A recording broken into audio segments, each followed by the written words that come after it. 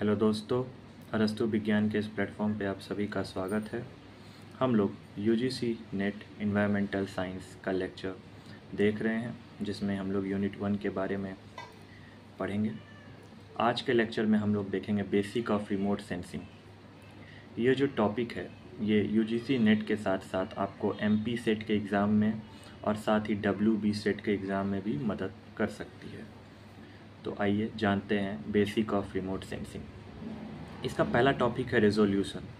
Resolution term क्या होता है? जब भी हम किसी साइज के बारे में बात करते हैं, जो सबसे छोटे पॉसिबल फीचर्स भी होते हैं ना, वो भी हम लोग को दिखाई देते हैं। जैसे हम लोग माइक्रोस्कोप से देखते हैं, ठीक है, तो उसमें रेजोल्यूशन का बहुत ही बड़ा रोल होता है कि आप रेजोल्यूशन को कैसे बढ़ाते हैं, घटाते हैं, उसके आधार पे आप किसी का इमेज देख सकते हैं। तो रेजोल्यूशन का मेन मकसद होता है स्मॉलेस्ट पॉसिबल साइज को भी देखना। जो रिमोट सेंसिंग इमेज होते हैं वो कुछ मैट्रिक्स से बने हुए थे। उसमें एलिमेंट्स होते हैं, कुछ पिक्सल्स होते हैं, जो सबसे छोटे स्मॉलेस्ट यूनिट्स को भी हम लोग इमेज देख सकते हैं। पिक्सल्स वैरायटी टाइप्स के होते हैं, जैसे 420, 360, 720, 1080 पिक्सल्स। ये सब पिक्सल्स होते हैं, ये हम लोग जानते हैं बेसिकली। उसके बाद आते हैं टाइप्स ऑफ रेजोल्यूशन। पहला होता है स्पाशियल। इसमें क्या होता है? मेजर ऑफ स्मॉलर एंगुलर और लीनियर सेपरेशन। सबसे छोटे स्मॉलेस्ट एंगुलर को भी मेज़र करना, ठीक है, between two object date can be resolve, जो दो ऑब्जेक्ट के बीच में हो। दूसरा होता है spectral, numbers and width of wavelength intervals. मतलब वेवलेंथ का विथ होता है, जैसे ये एक पेन है, इस पेन का ये जो पार्ट है इसको हम लोग विथ कहते हैं, ठीक है। और कितने नंबर्स होते हैं, कितने वेवलेंथ के विथ होते हैं, उसका जो इंटरवल्स होता है, मतलब लाइन, ऐसे लाइन खींचा हुआ रहता है ना, उसको हम लोग स्पेक्ट्रल कहते हैं। उसी को ये इमेज लेता है। रेडियोमेट्रिक रेफर्स टू सेंसिटिविटी, ठीक है, to difference in radiance, that is the numbers of brightness levels which a sensor can detect. ये सेंसिटिविटी के आधार पे काम करता है कि कितने ब्राइटनेस हैं जो सेंसर द्वारा डिटेक्ट किया गया है, ठीक है, उसका रेडियंस क्या है, ये सब रेडियोमेट्रिक से पता चलता है। चौथे पे है temporal, defined as the amount of time needed to revisit and acquire data for the exact same location. मतलब किसी भी लोकेशन का पूरा डाटा जो है वो एक समय में हमको पता चल जाता है, अमाउंट ऑफ टाइम में, ठीक है। इसको हमको टेम्पोरल कहते हैं। ये 4 प्रकार का रेजोल्यूशन देखा गया है, ठीक है। अब उसके बाद आते हैं दूसरे टॉपिक पे। छोटे छोटे टॉपिक हैं जो बेसिक ऑफ रिमोट सेंसिंग में हमें जानना है। अब आते हैं NDVI। NDVI का मतलब होता है नॉर्मलाइज्ड डिफरेंस वेजिटेशन इंडेक्स। इसमें होता है NIR minus rate divided by NIR plus rate. ये एक फार्मूला है जो नॉर्मलाइज्ड डिफरेंस वेजिटेशन इंडेक्स के बारे में बताता है। उसके बाद आते हैं कार्टोसेट 2 सीरीज सेटेलाइट। ये एक सेटेलाइट है जो कि स्पेस में रखा गया है। इस primary satellite carried by PSLV-40। PSLV-40 एक रॉकेट लॉन्च हुआ था, उसके द्वारा ये सेटेलाइट स्पेस में गया था। ये इमेजिनरी लाइन के लिए यूज़फुल है, इमेजिनरी के लिए ये बहुत यूज़फुल है। क्या क्या रोल इससे हेल्प होता है हम लोगों को?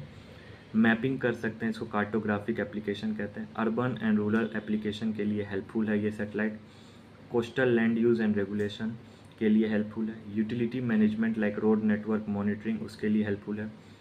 Water distribution, creation of land, उसके लिए यूज़फुल है। अदर जैसे land information system as well as GIS, जो हम लोग पिछले लेक्चर में पढ़ चुके हैं, उसके लिए ये सेटेलाइट इंपॉर्टेंट है। तो कार्टोसेट 2 सीरीज सेटेलाइट ये हम लोग को याद रखना है। उसके बाद आते हैं कम्युनिकेशन सेटेलाइट। उसमें आते हैं GSAT, INSAT, EDUSAT। ये सब एडुकेशन बेस्ड सेटेलाइट है, कम्युनिकेशन बेस्ड सेटेलाइट है, ओके। एक्सपेरिमेंटल सेटेलाइट, इसमें आता है INS-2TD, INSIC 1B, 1A, YOTSAT, Apple, Rohini satellite 1, Rohini technology payload, Aryabhata. ये सब जो सेटेलाइट है ये स्पेस में लगे हुए हैं, ये भी बहुत ही इंपॉर्टेंट है। नेविगेशन सेटेलाइट, ये सर्च के लिए रखा गया है। मान लो कोई गुम हो जाता है, कोई कहीं खो जाता है, तो इस सेटेलाइट के द्वारा हम लोग उसको ढूंढ सकते हैं। इसमें IRNSS-1 सीरीज़ पाए गए हैं। ये सन सिंक्रोनस और जियो स्टेशनरी के पास लगे हुए रहते हैं और ये उसके लिए बहुत ही इम्पोर्टेंट है सेटेलाइट। तो ये बेसिक सैटेलाइट था जो रिमोट सेंसिंग में यूज़ होता था, उसके बारे में मैंने आपको जानकारी दी। अब आते हैं नेक्स्ट टॉपिक पे। अब यहाँ पे देख सकते हैं कि माइक्रोवेव्स के कुछ बैंड है और फ्रीक्वेंसी रेंज है। मान लीजिए एग्ज़ाम में आपको पूछता है कि एल बैंड का फ्रीक्वेंसी रेंज क्या है, 1 से 2, एस बैंड का 2 से 4, सी बैंड का 4 से 8, एक्स बैंड का 8 से 10, के यू बैंड का 12 से 18, के बैंड का 18 से 26.5, के ए बैंड का 26.5 से 40, क्यू बैंड का 30 से 50, यू बैंड का 40 से 60, भी बैंड का 50 से 75, ई बैंड का 60 से 90, डब्ल्यू बैंड का 75 से 110, एफ बैंड का 90 से 140, डी बैंड का 110 से 170। ये माइक्रोवेव्स के बैंड है और उनके फ्रीक्वेंसी रेंज है, ये भी एग्ज़ाम में पाए जाते हैं, ये बहुत ही इम्पोर्टेंट है। इसके बाद का टॉपिक है ग्राउंड ट्रूथिंग, जो कि बहुत ही इम्पोर्टेंट टॉपिक है। इसका यूज़ कहाँ होता है? ये वैलिडेटिंग और वेरीफाइंग करता है डाटा को। सबसे पहले कोई भी डाटा है उसको वैलिडेट कौन करेगा, वेरीफाई कौन करेगा? कौन सा डाटा? Collected data. किसके द्वारा कलेक्ट किया गया है? रिमोट सेंसिंग के द्वारा।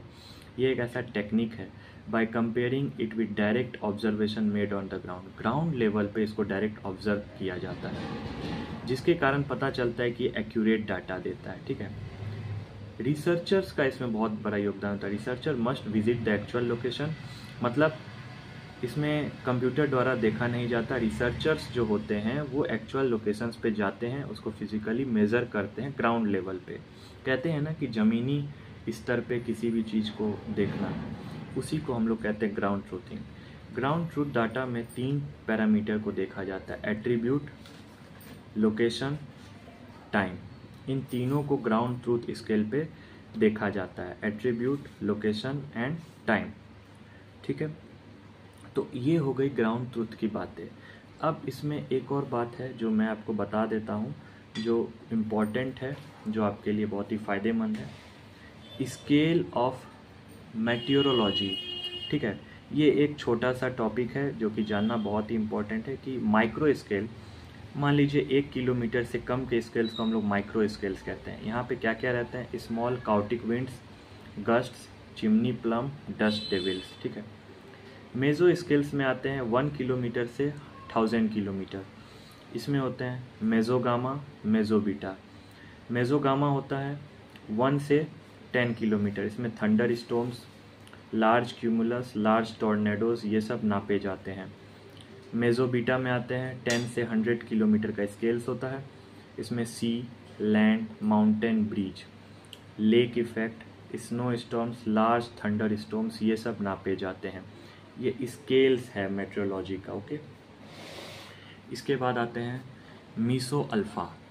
ये 100 से 1000 किलोमीटर का स्केल्स है, जिसमें छोटे से anticyclone, jet stream, small hurricane, front squalls, ये सब नापे जाते हैं। ये सब इन्वायरमेंटल्स के कुछ क्लाइमेटिक कंडीशंस होने के कारण ये सब चीज़ देखे जाते हैं, जो अलग अलग स्केल पे देखे जाते हैं। मैक्रो स्केल्स जो अबव 1000 किलोमीटर स्केल पे नापे जाते हैं। इसमें सिनॉप्टिक स्केल्स होते हैं जो 1000 से 5000 किलोमीटर का स्केल से देखा जाता है, जैसे हरिकेन, मिड लैटिट्यूड साइक्लोन या एंटी साइक्लोन। ये सब वेदर के कारण चेंज होते हैं, इससे बहुत सारा हानि पहुंचता है इन्वायरमेंट को, जो कि मैक्रो स्केल पे नापे जाते हैं, मैक्रो स्केल पे नापे जाते हैं। उसके बाद आता है ग्लोबल प्लानिटरी स्केल। ठीक है, ये 5000 से 40000 किलोमीटर स्केल पे नापे जाते हैं। इसमें ट्रेड विंड्स, बहुत तेज़ी से हवा बहती है, वेस्टर्लाइज एट्सेट्रा।